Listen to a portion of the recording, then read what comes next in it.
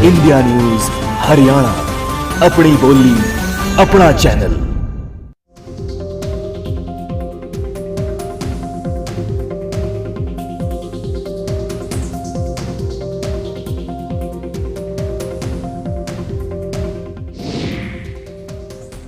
वहां दबाव बनवाने में जहां किसानों के मुद्दे जुड़े हैं, मूल सवाल ये है। हम नयनपाल रावत जी के पास आएंगे। नयनपाल रावत जी बीजेपी के नेता है, किसान नेता है, लेकिन उससे पहले हम कृष्णमूर्ति हुड्डा जी के पास चलेंगे। कांग्रेस पार्टी के वरिष्ठ नेता है, प्रवक्ता है।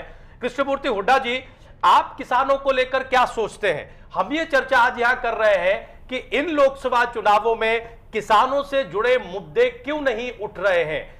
स्वामीनाथन रिपोर्ट लागू करने में देरी क्यों हुई है सर? और यहां जो रामनिवास जी हैं, इनेलो के नेता हैं, वो ये जिम्मेदारी आपके ऊपर डाल दे रहे हैं। वो ये कह रहे हैं कि 10 सालों से आप हुकूमत चला रहे हैं, जिम्मेदारी आपकी है, लेकिन आप इसको लागू नहीं करवाना चाहते। देखिए, इनेलो ने, चौधरी देवीलाल ने कहा था मैं कर्ज माफ करूंगा किसानों के, एक आदमी के भी कर्ज माफ नहीं किए। 1987 से 91 तक ये सत्ता में थे, उसके बाद 91 में हम आए। हमने किसानों के जितने भी ब्याज था हमने माफ किया था। और इस सरकार ने 1600 करोड़ रुपए किसानों के बिजली के माफ किए हैं। और आप स्वामीनाथन कमीशन की बात करते हो, एक और भारत सरकार ने ग्रुप ऑफ चीफ मिनिस्टर का एक समिति बनाई थी जी, जिसके चेयरमैन हरियाणा के चीफ मिनिस्टर थे। अब मेरी बात सुन रहे हैं आप? जी जी जी जी, कहिए सर, कहिए।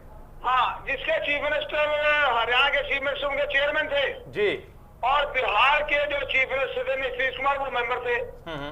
उन्होंने ये पास किया था, एक रिपोर्ट पास की थी, जिसमें ये कहा था कि किसान को जो उसकी लागत लगती है उसका और प्लस 50% और जी, 1 एकड़ के हिसाब से जी, वो इन्होंने रिकमेंड किया था भारत सरकार को जी। और हरियाणा के चीफ मिनिस्टर लगातार कोशिश कर रहे हैं और आज तक करते रहे हैं जी, कि जितना ये हो जाए। हुड्डा साहब, बड़े निवेदन और दरख्वास्त के साथ सवाल ये है कि देरी क्यों हुई सर?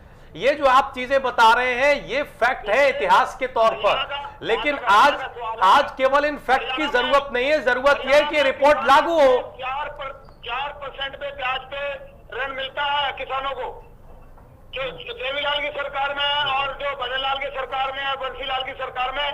कृष्णमूर्ति हुड्डा जी, कृष्णमूर्ति हुड्डा जी, सवाल ये है, किसानों का जो ऋण है वो 4% किया है। ठीक बात है सर, लेकिन स्वामीनाथन रिपोर्ट लागू करने में दिक्कत क्या है सर, ये सवाल है। रिपोर्ट तो भारत सरकार ने लागू करनी थी, उसका मैं जवाब नहीं दे सकता। वो भारत सरकार के प्रवक्ता से पूछेगा। तो प्रदेश में आपकी सरकार, हुड्डा साहब, प्रदेश में आप सरकार चला रहे हैं, क्या हुड्डा सरकार ने केंद्र सरकार पर कोई दबाव बनाने की कोशिश की? नहीं, दबाव बनाया। हरियाणा के चीफ मिनिस्टर ने अनेकों बार प्राइम मिनिस्टर से मुलाकात की, सोनिया गांधी जी से मुलाकात की जी, और उनको दबाव डाला कि वो स्वामीनाथन कमीशन से बढ़िया रिपोर्ट, भूपेंद्र सिंह हुड्डा जी जिस कमेटी के चेयरमैन थे, वो रिपोर्ट बढ़िया थी। यानी दबाव के बावजूद रिपोर्ट लागू नहीं की जा रही है। वो कुछ भी नहीं थी। और ये जो प्रश्न पूछ रहे हैं, ठीक, ये प्रश्न पूछिए भारत सरकार के प्रवक्ता से। ठीक है। हुड्डा साहब बहुत ही सम्मान के साथ पूछ रहे हैं कि केंद्र में भी आपकी सरकार है और हरियाणा में भी आपकी सरकार है। प्रवक्ता नहीं हूँ, वो केंद्र के प्रवक्ता से बात कीजिएगा। मैं हरियाणा का बता सकता हूँ। हरियाणा में 4% पे किसानों को ब्याज पे पैसा मिलता है। 1600 करोड़ रुपए के कर्ज माफ किए किसानों के। 4% में मिलता है, जिनके पीछे आपने माफ करे थे उनके बंद कर दिए। हुड्डा साहब, एक मिनट हुड्डा साहब, जिनके आपने माफ किए थे सोसाइटियों के या फैक्स के या किसी भी सोसाइटी के, उनके बिल्कुल बंद कर दिया, उनको कोई पैसा नहीं दिया जा रहा है। क्यों? क्योंकि हमने जिसके कर्जे वो किए उनको खूब पैसा दिया जा रहा है। नहीं, दोबारा नहीं दे रहे उसको, दोबारा नहीं दिया जा रहा उसको, प्रचार कर रहे हैं, दोबारा नहीं दिया जा रहा उसको। इसलिए आपको ये बातें याद आ गई। चुनाव नहीं था तो कोई बात आपको याद नहीं थी। ठीक है, ठीक है। हम सर, और हुड्डा साहब आप रहिए हमारे साथ फोन लाइन पर। हम चर्चा भी इसी परिप्रेक्ष्य में कर रहे हैं कि लोकसभा चुनावों में किसानों के मुद्दे बड़े मुद्दे क्यों नहीं बनते। हम रावत साहब के पास आएंगे। नयनपाल रावत बीजेपी के नेता हमारे साथ। रावत साहब, क्या वजह आपको दिखाई देती है? अब तो ये हालात है कि किसान मुद्दे के तौर पर भी पिछड़ रहा है। 2 दशक पहले सियासत हमारे देश में हो रही थी, कम से कम चुनावी फिजा में किसानों के मुद्दे जोर शोर से दिखाई तो देते थे।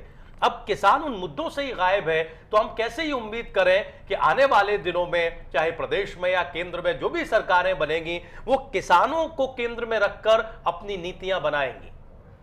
राजीव जी, पहले तो मैं धन्यवाद करता हूं आपका जी कि आप लोगों ने किसानों की समस्याओं को, जो जड़ की समस्या, जो मूल की समस्या है, उसको उठाने के लिए यहां हम लोगों को बुलाया। मैं आपका धन्यवाद करता हूं, इस चैनल का धन्यवाद करता हूं।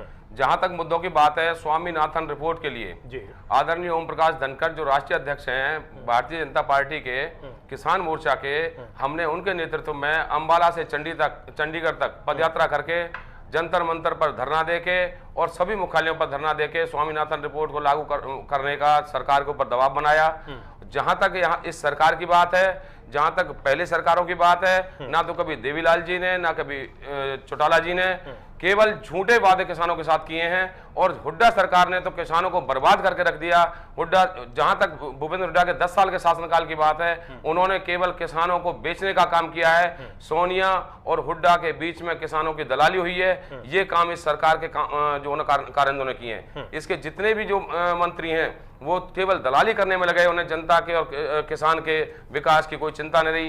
किसान देश का अन्नदाता है, इन्होंने अन्नदाता को कुचलने का काम किया है। लाखों लोगों 10 साल के अंदर ये इन्होंने किया, लेकिन भारतीय किसान यूनियन, आपका किसान मोर्चा, इंडियन नेशनल लोकदल, क्या ये तमाम विपक्ष मिलकर सरकार को ऐसा करने से नहीं रोक सकता था?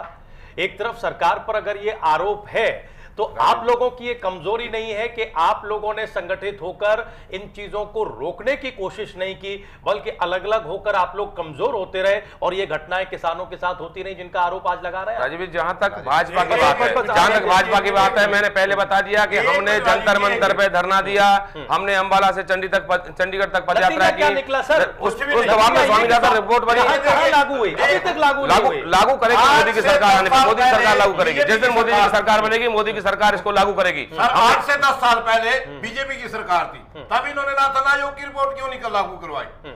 क्यों नहीं लोगों के कर्जे माफ किए? क्यों नहीं ये हत्याएं हो रही हैं, आत्महत्या कर रहे हैं किसान, क्यों नहीं रोका उनको?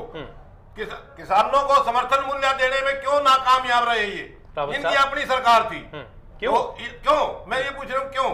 देखिए, जहां तक 10 साल पहले की जो वाजपेयी जी की सरकार की बात करते हैं, वाजपेयी जी की सरकार में अगर किसानों का कोई ज्यादा उत्थान नहीं हुआ तो किसानों का पतन भी नहीं किया गया। हमने किसानों का कोई भाजपा ने कोई किसानों की जो 300 रुपए का कट्टा है आज वो 900 रुपए का हो गया ना, उस पर कोई पैसा बढ़ा। पार्टी की बात आती है तो हर राजनीतिक दल ऐसी दलीलें देता है। अभी हुड्डा साहब भी अपनी सरकार की उपलब्धियों को गिना रहे थे, जब आपसे पूछा गया तो आप भी कुछ इसी तरह की दलीलें दे रहे हैं। सवाल यह है कि क्या ऐसा करने से या न करने से किसान मुद्दों के केंद्र में कहां है? आज चुनावों का दौर है, 10 तारीख को वोट पड़ने हैं। क्या किसानों के मुद्दे चुनावी फिजाओं में तैर रहे हैं? नहीं तैर रहे हैं। हम ये देखते हैं कि उसी जात पात की बात हो रही है, उसी जाट गैर जाट की बात हो रही है। किसानों को मुद्दा कहां है? इंडियन नेशनल लोकदल ही एक ऐसी पार्टी है जो किसानों की पार्टी है, खास तौर पे मैं बताना चाहूंगा।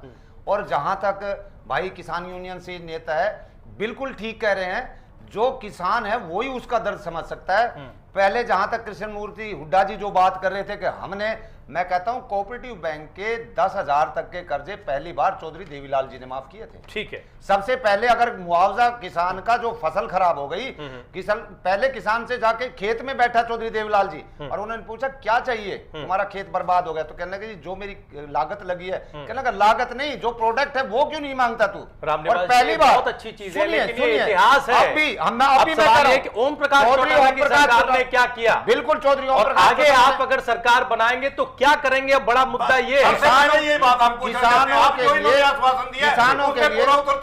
मैं कहता हूं, अब ग्राउंड रियलिटी क्या है? ग्राउंड रियलिटी क्या है वो हम जानने के लिए चलेंगे। हमारे साथ प्रदीप पलिक जी जुड़े हुए हैं, आप वरिष्ठ सहयोगी हैं। प्रदीप पलिक, आपको क्या स्थिति दिखाई देती है?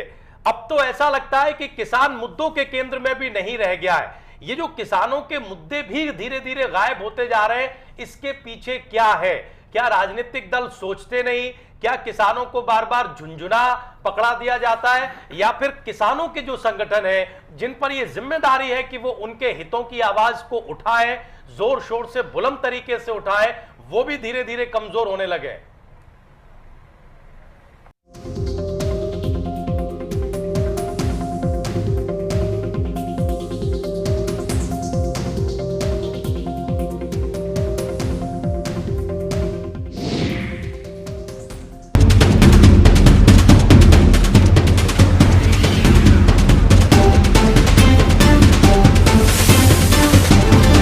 इंडिया न्यूज हरियाणा, अपनी बोली अपना चैनल।